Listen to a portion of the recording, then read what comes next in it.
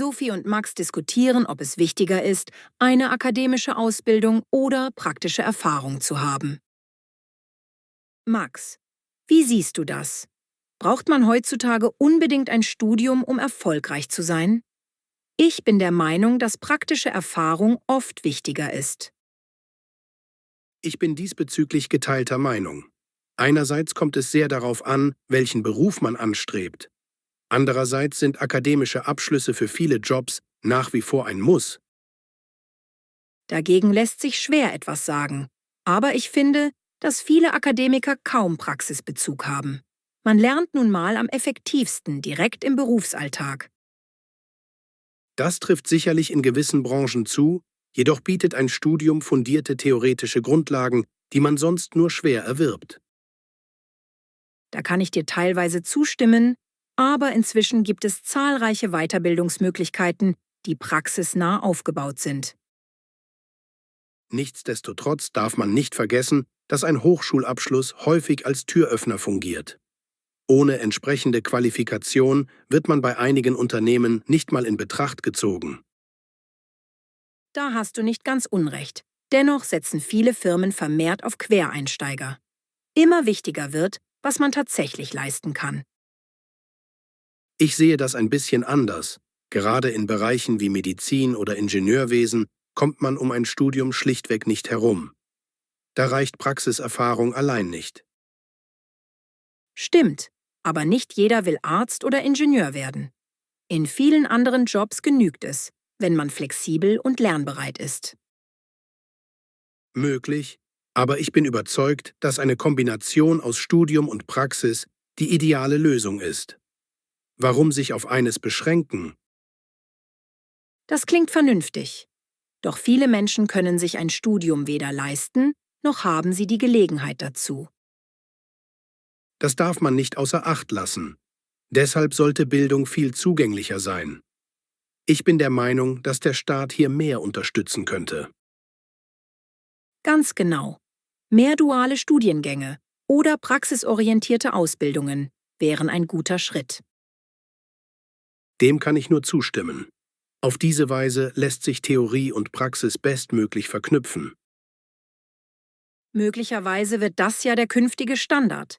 Meinst du, dass Unternehmen das ebenfalls so sehen? Schwer zu sagen.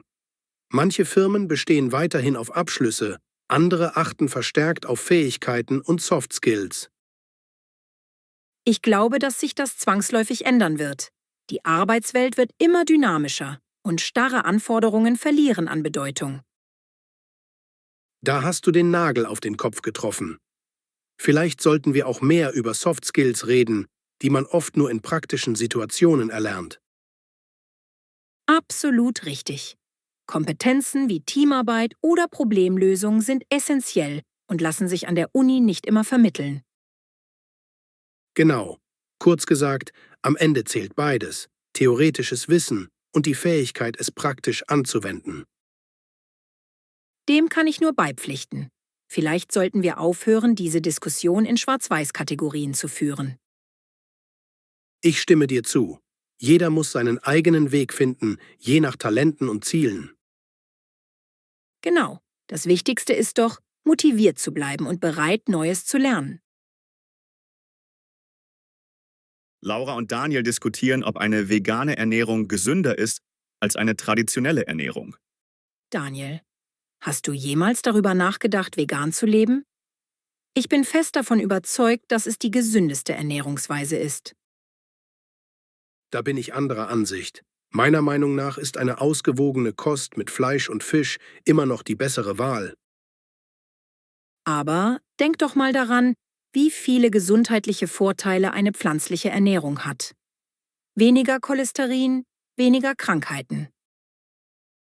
Das mag zwar stimmen, aber ich finde, unser Körper braucht gewisse Nährstoffe aus tierischen Produkten, etwa Vitamin B12. Mag sein, doch genau dafür gibt es Supplemente. Aus diesem Grund sehe ich keinen zwingenden Anlass, Fleisch zu essen. Ich sehe das anders. Fleisch liefert auch wichtige Proteine und schmeckt zudem vielen Menschen.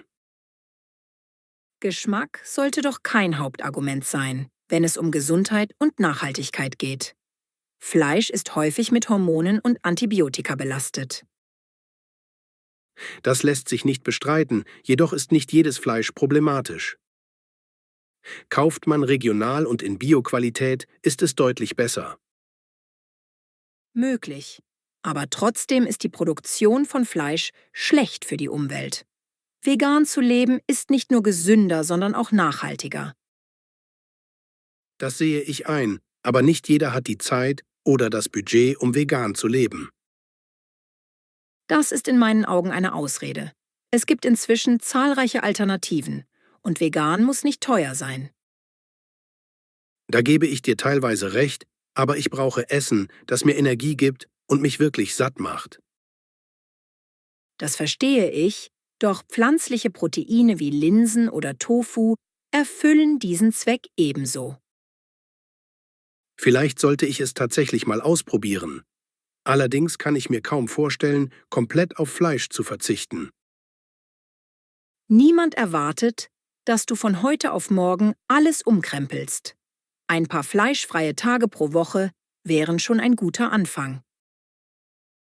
Das klingt realistisch. Eventuell mache ich mal einen Selbstversuch über eine Woche. Genau. Und wer weiß, vielleicht fühlst du dich danach fitter als je zuvor. Das wäre interessant. Wie hältst du es denn mit Milchprodukten wie Käse oder Joghurt? Die finde ich persönlich unverzichtbar. Dafür gibt es heutzutage zahlreiche pflanzliche Alternativen. Hafermilch, Mandeljoghurt oder Cashewkäse. Klingt spannend, aber sind diese Alternativen wirklich genauso nahrhaft? Und ob. Viele vegane Produkte sind mit Vitaminen und Mineralstoffen angereichert, sodass du nichts vermissen musst. Verstehe. Ich sorge mich nur, dass mir die Umstellung zu schwer fällt. Das ist völlig normal. Nimm dir Zeit und geh das Schritt für Schritt an. Dann klappt das schon. Das klingt plausibel. Ich denke, ich könnte mehr pflanzliche Gerichte integrieren, bevor ich radikale Änderungen vornehme. Exakt. Außerdem profitierst du nicht nur gesundheitlich, sondern lebst auch bewusster und umweltschonender. Da hast du einen Punkt. Meinst du, dass die meisten Menschen offen dafür wären? Das kommt darauf an, wie gut sie informiert sind. Viele ahnen gar nicht, wie sehr sie und der Planet von weniger Fleisch profitieren. Da hast du wohl recht. Vielleicht sollte ich mich wirklich eingehender mit dem Thema befassen. Das würde mich freuen. Es gibt zahlreiche Rezepte und Tipps, um den Einstieg zu erleichtern. Einverstanden. Lass uns doch mal gemeinsam ein veganes Gericht kochen, um herauszufinden, ob es wirklich so gut schmeckt. Super Idee! Ich habe ein tolles Rezept für vegane Lasagne. Das können wir nächste Woche ausprobieren. Klingt vielversprechend.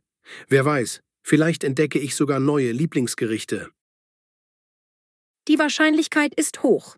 Vegan zu leben bedeutet schließlich nicht auf Genuss zu verzichten. Da bin ich gespannt. Jedenfalls hast du mir einen spannenden Denkanstoß gegeben. Gern geschehen. Manchmal braucht es nur eine kleine Inspiration, um etwas Neues zu wagen. Stimmt. Für den Anfang genügt sicher ein Schritt in Richtung weniger Fleisch. Genau. Wie sagt man so schön, Rom wurde auch nicht an einem Tag erbaut.